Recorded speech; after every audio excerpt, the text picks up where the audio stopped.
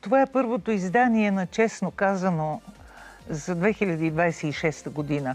Чудех се как да ви пожелая хубава, ведра година, при това без да звуча фалшиво или приповдигнато, или пък обратното, да изпадна в някаква тематична меланхолия от повтарянето на едни и същи банални думи, като криза, като корупция, като келешлък в най-институционалния или медиен формат на тези словесни знаци за безпътица и за въртене в кръг. И затова реших да ви разкажа накратко една история, на която тези дни попаднах в интернет. И ми се видя като чаровна новогодишна измислица. Но се оказа истина, подкрепена с имена и факти. Но странното е, че звучи като фантазия. До такава степен сме забили носовете си в битови сметки и глупави сражения. Ето я историята. Когато 740 деца умираха в морето и всяка държава казваше не, един мъж, който имаше основание да мълчи, каза да. Годината е 1942. Един кораб се носи в Арабско море като плаващ ковчег. На борда има 740 полски деца, сираци, оцелели от съветските трудови лагери, където родителите им са умирали от студ или от глад. Тогава Полша е окупирана от Германия и от Съветския съюз. Хиляди поляци се опитват да се измъкнат от глада, от смъртта, от лагерите. Мнозина се събират тихомълком и пеша, много от тях, за да напуснат съветските територии. Та по този начин 740 деца се оказват натоварени на кораб за Иран. Обаче никой не иска да ги приеме. Британската империя, най-могъщата антихитлеристка сила по това време, им отказва достъп в пристанище, след пристанище, по крайбрежието на Индия, и то в интерес на някакви конкретни политически съображения и сметки. Тези деца не са нашата отговорност. Плавайте, това е посланието. Но храната и лекарствата свършвали, времето изтичало. И тогава новината достигнала до малкия дворец в Гуджарат. Владетелят бил Джам Сахиб Дигвиджайсинджи, махараджата на Наванагар. В имперската система той е бил не дотам значителен принц, макар да бил член на Британския военен съвет по това време, а името му пък било много известно покрай чичо му Ранджиджит Сингджи, който бил британски любимец и шампион по крикет. Когато съпругата на полския генерален консул в Бомбай Кира Банасинска съобщила на Джам Сахиб трагедията на полските деца, заседнали в морето, след като Великобритания отказала да ги приеме в което и да е индийско пристанище, той задал само един въпрос. Колко деца? 740, Ваше Височество. Той замълчал и казал спокойно. Британците може да контролират пристанищата ми, но те не контролират съвестта ми. Тези деца ще акостират в Наванагар. Съветниците му го предупредили. Ако се противопоставите на Великобритания, той казал, все пак аз ще го направя. И предал съобщението на кораба. Добре, дошли сте тук. Когато британските служители протестирали срещу това негово решение, махараджата останал непреклонен. Ако силните не спасят децата, казал той, тогава аз, слабият, ще направя това, на което вие не сте способни.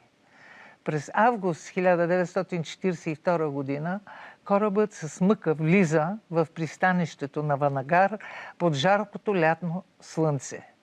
Децата слизат по трапа като призраци, измършавели, с празни очи, много от тях твърде слаби, за да ходят. Просто забравили как да очакват доброта. А надеждата била станала опасна. Обаче махараджата ги чакал на кея. Облечен в бяло, той коленичил, за да бъде на нивото на очите им.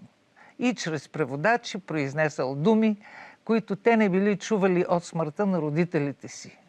Вече не сте сираци. Сега сте мои деца. Аз съм вашият бапо, вашият баща. Той не построил бежански лагер. Той построил дом. В Балачади, където било неговото зимно жилище, създал нещо невероятно. Малка Полша в Индия, с полски учители, които разбирали травмата, с полска храна, с вкус на спомен, с полски песни в индийските градини, с коледни елхи под тропическо небе. Страданието се опита да те заличи, казвал им той, Джан Сахиб, но твоят език, култура и традиции са свещени. Запази ги тук.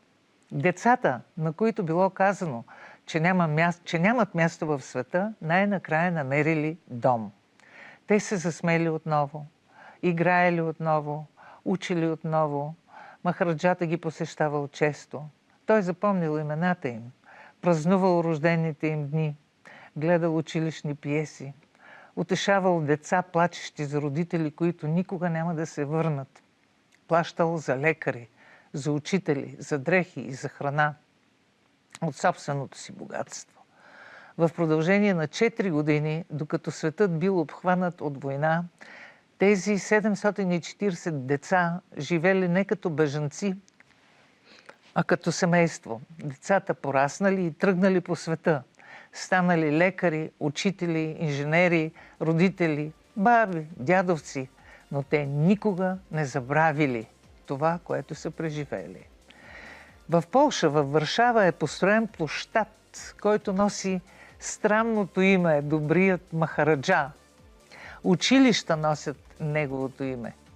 А за тази история през 2015 година излиза документален филм «Малката Полша». Написана е и документална книга. Джан Сахиб е удостоен с най-високите почести на Полша. Но истинският му паметник не е от камък. Това са 740 човешки живота. Днес, по на 80 и 90 години, тези деца все още се събират. Разказват на внуците си за индийския крал, който отказал да превърне състраданието в политически калкулации. И така светът се променил тихо, но безвъзвратно. Честно казано, започва. Днес, в Честно казано, с Люба Колезич ще видите. Поглеждаме към 2026 и разпознаваме ужасяващи прилики с 1939. Доколко оправдани са тези страхове от дрънкането на оръжие и подмятането на заплахи към други държави? Ще успее ли Европа да отхвърли тръмпистките планове за анексиране на територии? Говорят общественици с категорични публични изяви по въпроса. Интернет-пионерът Вени Марковски и журналистът Манол Глишев. Как изглежда след протест на България, катализирала нуждата от промяна? Седмици след оставката и месеци след неизбежните предсрочни избори. Питаме едно от ярките лица на някогашното СДС Иван Сотиров, днес съветник от Синя България в столичната община, която пък е затънала в проблеми за милиарди, боклук и парно в социалистически вид.